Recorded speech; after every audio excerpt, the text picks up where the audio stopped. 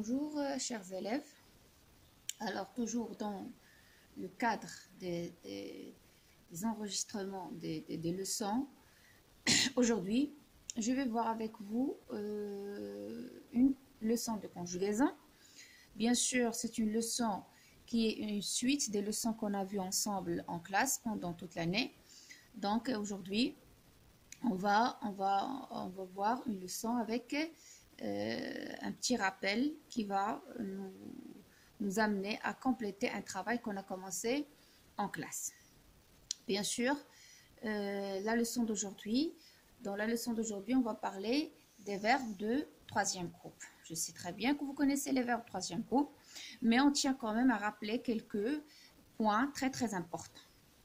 Alors, nous savons très bien, et vous l'avez vu pendant les classes précédentes, et nous l'avons vu ensemble en 6e année, que il y a 3 groupes de verbes. Ça, on le sait très bien, on sait qu'il y a 3 groupes de verbes.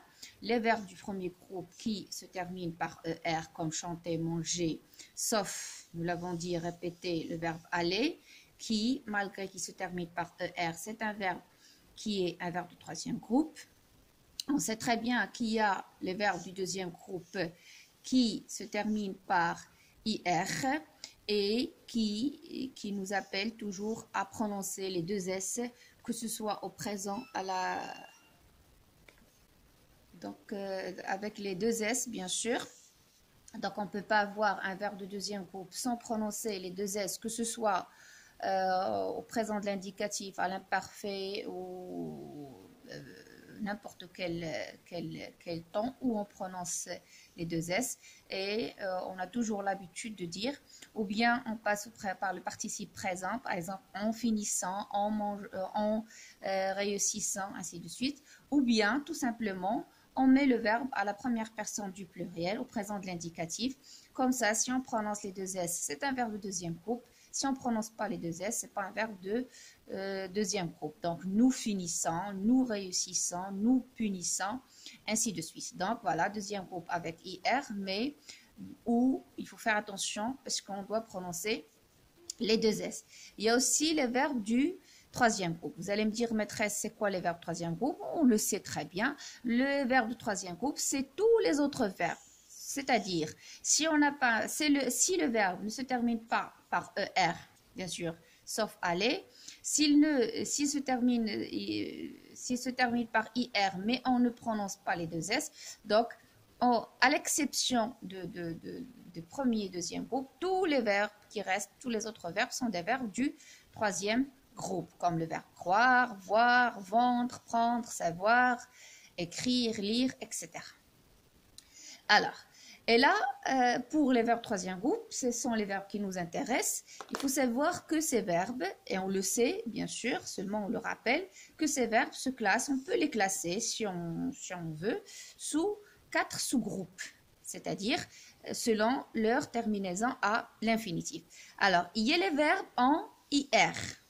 Et là, il faut faire attention pour ne pas les confondre avec les verbes du deuxième groupe. Voilà pourquoi j'ai insisté tout à l'heure sur les deux S.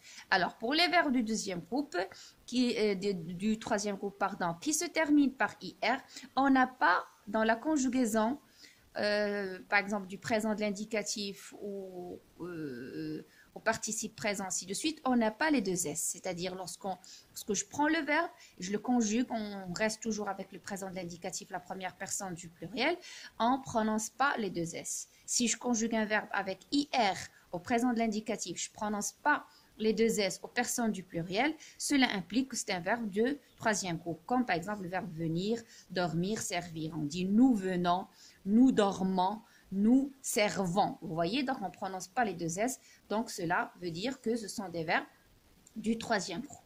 Le deuxième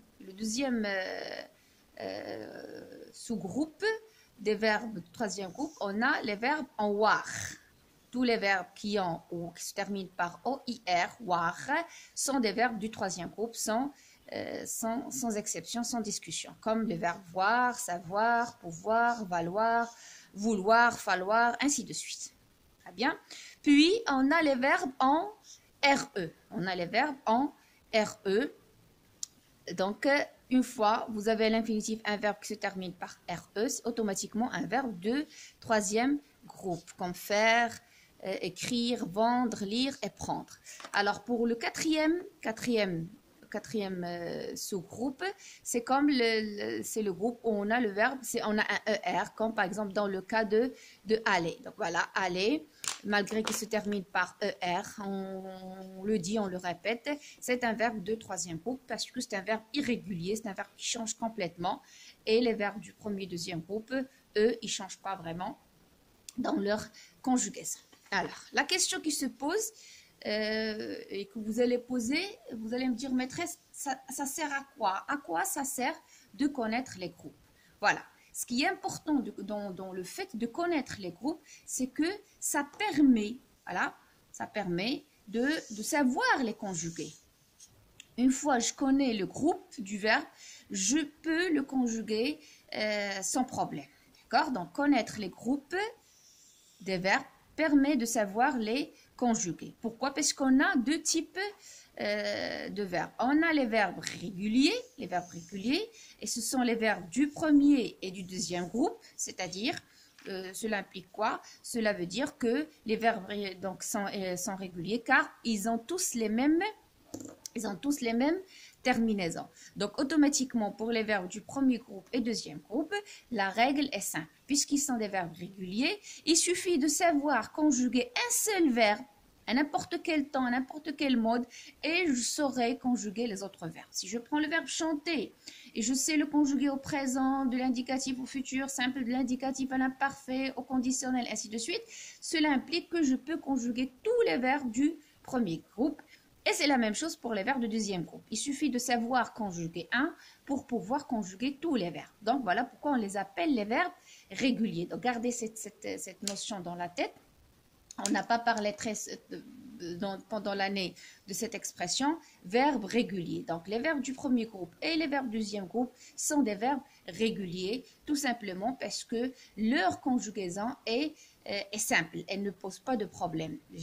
Tout ce que j'ai à faire, c'est savoir conjuguer un seul verbe pour pouvoir conjuguer les autres verbes. Mais on a dans l'autre partie les verbes irréguliers. Voilà, irréguliers. Irréguliers, c'est-à-dire qu'on ne peut pas vraiment avoir la même conjugaison. Et cela se fait pour les verbes du troisième groupe. Voilà, les verbes du troisième groupe, ce sont des verbes irréguliers. Irréguliers, c'est-à-dire je suis donc appelée à savoir et à connaître chaque cas et chaque verbe tout seul pour pouvoir le conjuguer. Donc, les verbes du troisième groupe sont tous irréguliers, ça vous devez le savoir, donc ils n'ont pas la même conjugaison. C'est vrai que des fois on trouve des verbes qui se ressemblent dans leur conjugaison, comme venir avec tenir, soutenir, comme par exemple dans le cas de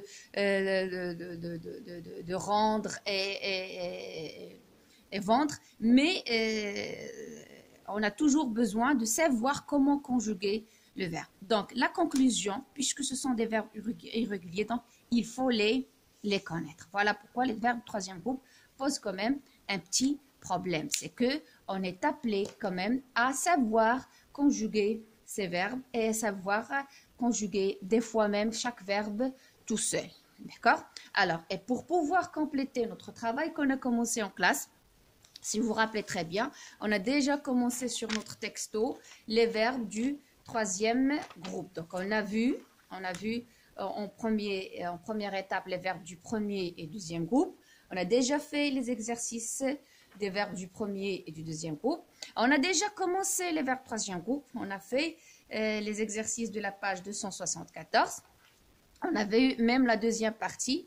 Alors, aujourd'hui, pour compléter les verbes troisième groupe, la deuxième partie, je vous demande quand même de faire les exercices suivants qu'on va bien sûr corriger ensemble dans une autre vidéo. Et ces exercices sont importants. Pourquoi? Parce qu'ils vont quand même vous aider à bien maîtriser la conjugaison des verbes du troisième. Alors, je vous invite à faire l'exercice 1, 3, 4, 5 et 6 de la page 281. Voilà, la page 281.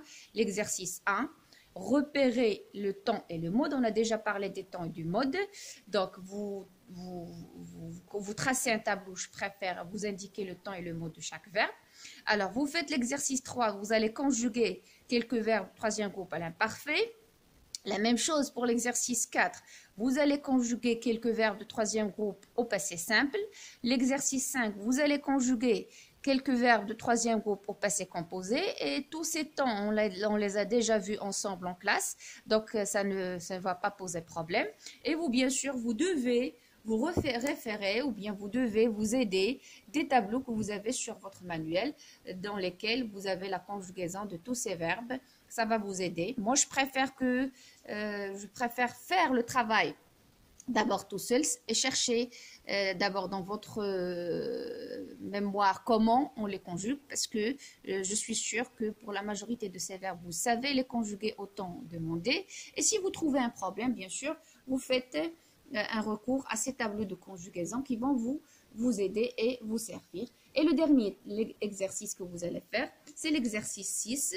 Dans l'exercice 6, on vous propose de connaître et savoir écrire et conjuguer quelques verbes à certaines formes verbales qu'ils vont vous demander. Donc, je vais vous donner le temps de faire ces exercices et dans une autre vidéo, peut-être pour la semaine prochaine, on va faire des corrections. Bon courage, au revoir. N'oubliez pas que vous êtes toujours des élèves de la 6e année. N'oubliez pas de travailler, de continuer à travailler et à la prochaine fois.